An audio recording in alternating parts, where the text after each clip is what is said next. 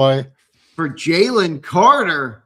Oh, my. That was a pretty interesting tidbit there from Micah Parsons. Wow. And then we continue to build out our staff, John. So we have a full week of Eagle Talk to talk about.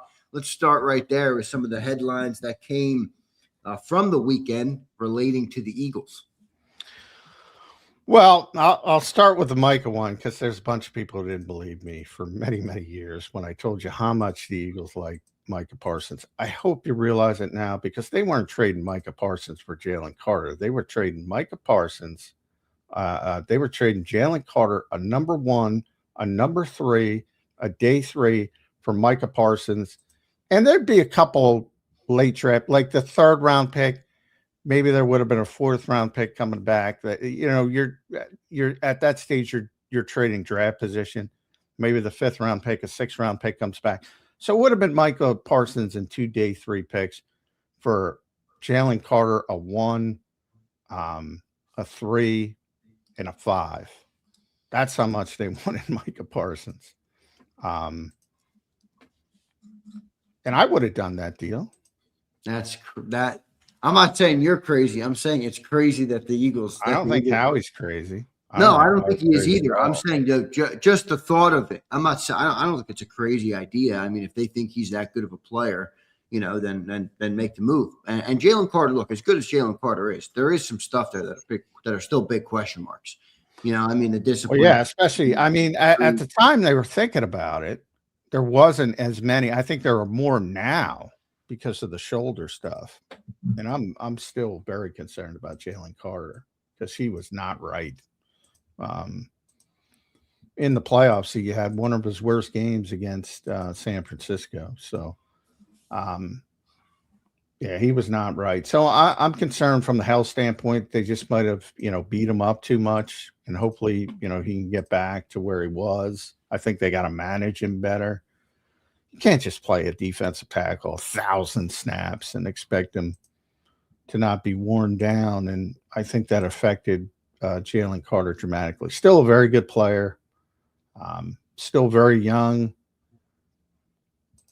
I'm sure they'll figure out something and get surgery, and hopefully he'll be able to come back. But big concern. Now, obviously, Micah tore his ACL, so you can't control the injury part of it. But Micah Parsons is one of those very few players that the Eagles, like I said, they during this run, they pretty haughty, a lot of hubris, I say all the time.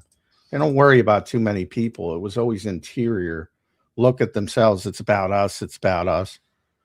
It's one guy they knew they couldn't block. And when that happens, and if he's available, same thing with Myles Garrett, they'll go try and get him. Man, Jalen Carter for Micah Parsons. That would have been a groundbreaking trade, John, in Philadelphia. I think it would have worked out, but I mean, so you think that would have been a good move to send Jalen Carter and a 1 for Micah? Well, I think at the time you have to realize they didn't have Jalen Phillips, so they're trying to. They look like a disaster. I said it all coming into training camp. I cannot believe Howie Roseman will go into a season with this edge rushing room. I said it constantly, and the answer to that was he tried with Myles early, tried with Micah Parsons, wasn't able to get it done. Ultimately got it done in season with Jalen Phillips. And I'm not going to compare Jalen Phillips to those two, but he's a good player. He knew. And yeah, I mean, it would have been fun to see Eagles fans turn and love Micah because they would love Micah on that defense, but not to be. And he ended up in Green Bay. And hopefully he can get back healthy because, you never know. We'll see. Good stuff there, Johnny Mac. Interesting comment from Micah Parsons on Jalen Carter. The other couple comments that came from the weekend that were related to the Eagle land.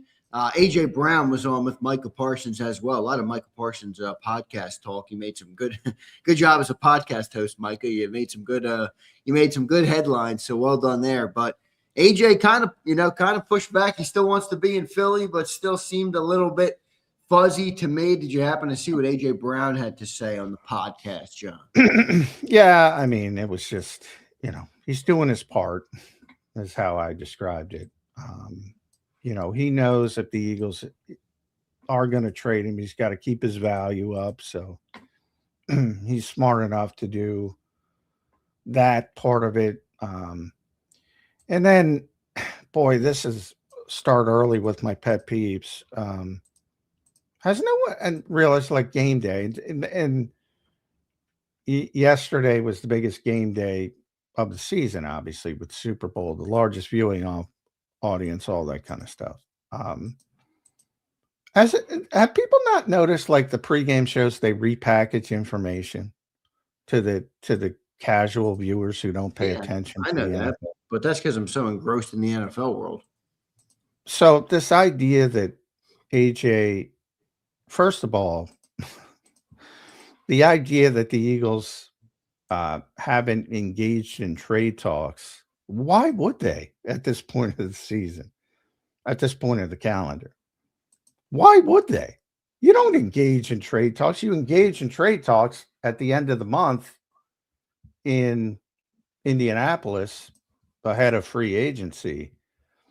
And if, not only this year's worse than other years because of all the upheaval on the coaching staff. So the Eagles have been hyper-focused on rounding out the coaching staff. You don't talk trades this time of year. It's like it's and to Mike Garafolo's credit, because if you just see the headlines and all the aggregation, you say, well, the Eagles are not talking about now. But in the report, if you actually watched it, he gave you the context.